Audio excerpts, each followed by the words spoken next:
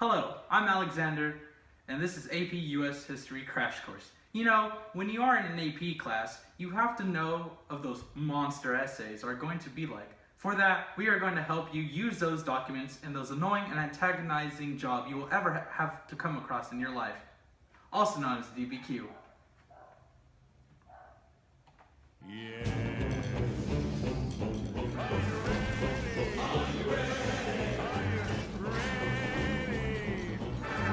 Transformation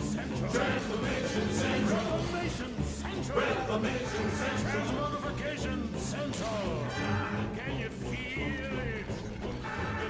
You're changing, alright. I hope you're satisfied.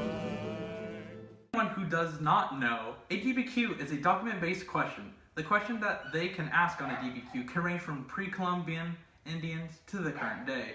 So you have to be able to decipher and utilize documents because there is no way you're going to remember all that history.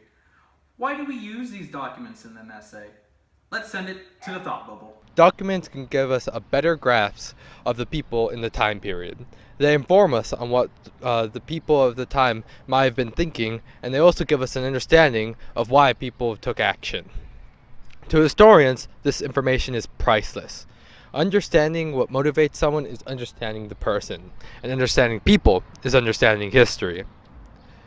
Now, when you have a DBQ, your documents can come in many shapes and sizes, but generally there are 4 types of documents: images, maps, charts, and articles.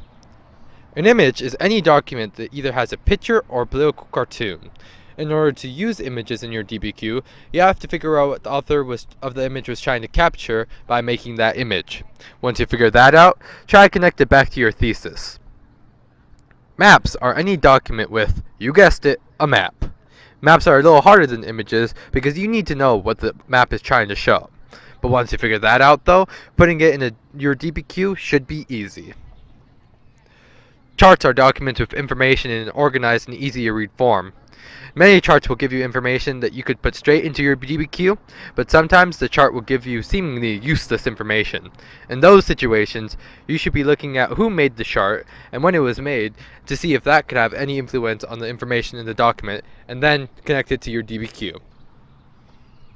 Finally, articles are any document that is consisted fully of writing. Articles make up the largest part of a DBQ, and unfortunately, they can be the hardest. Documents can often have hard-to-read language, so do your best.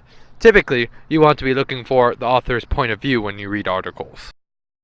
Alex, if that's all we have to do for the DBQ, but I'm gonna ace this DBQ. You know, are you sure this is AP class? You know, I don't usually do good in those. Well, yes, student, this is an AP class.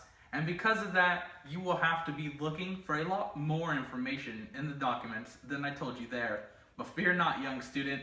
To make it easier to remember, we have HIPPO. HIPPO stands for H. Historical context. What was going on when the author wrote this document? How does this help you better understand the document?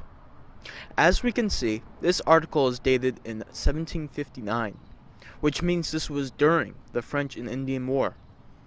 I. Intended audience. Identify the person or the group the author expects to inform or influence. How does this impact the author's message? Because this was a diary, you can infer that it was written for himself and perhaps his posterity. P. Point of view.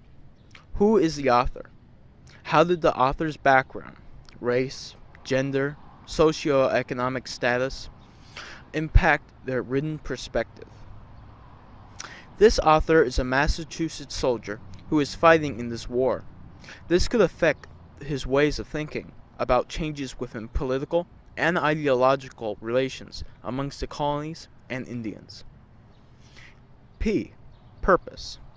Why did the author create the source? Due to it being a diary. The purpose could be to keep what happened down on paper to inform others about the war. O. Outside information. What specific historical information outside of the document can you connect to the document? How does it better help you understand this document? Outside information is information outside information outside of the document that you might remember from your studies. For example, some outside information for this document might be information that about the battles that the soldier was likely to be a part of.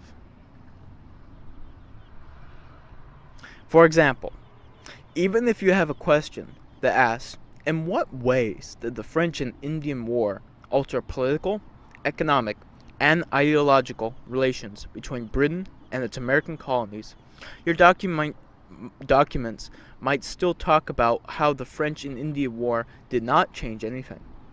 Though, if you use HIPPO, you might find that the person who wrote the document was purposely trying to cover up the change, or you might find out that the person who wrote the document was writing it from a limited point of view that didn't see change.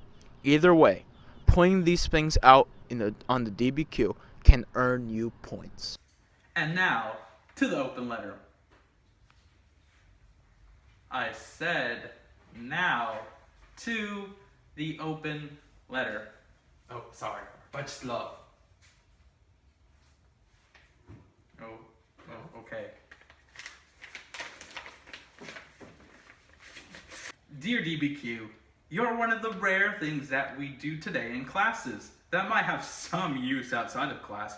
Synthesis, organization, and working under pressure are all things that you teach us how to do, and we thank you for that. But on the other hand, why do you have to be so complicated? Why can't you be more like your Pierre Long essay, who is not only easy to read, but also only takes 35 minutes? Also, why can't you be like my best friend's short answer question, who I only spend 5 minutes with before moving along? I don't mean to be rude or anything, but our relationship lasts too long. Best wishes, every student in an AP class. Well, that's all the time we have here. This was made possible by all these nice people. Here, here, and here. We are sponsored by Miss Worley's grade book. Please don't dislike our video too much because we need that A.